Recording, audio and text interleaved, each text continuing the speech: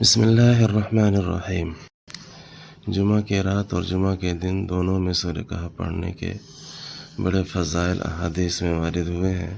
بعض روایات میں صرف جمعہ کی رات کا ذکر ہے اور بعض میں جمعہ کے دن کا تذکرہ ہے۔ حضرت ابو سعید خدری رضی اللہ عنہ حضور اقدس صلی اللہ علیہ وسلم کا فرمان نقل کرتے ہیں کہ جو شخص سورہ کہف جمعہ کے دن میں پڑھے اس کے لیے اس کی جگہ سے مکہ تک ایک نور روشن ہوگا۔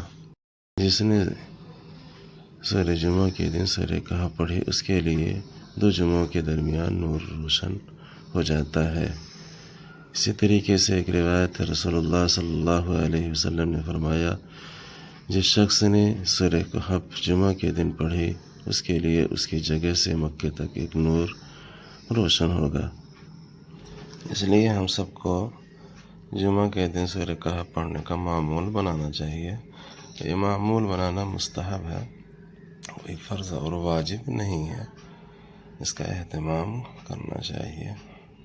اللہ تبارک و تعالی ہم سب کو سورہ کہف پڑھنے کی توفیق عطا فرمائے۔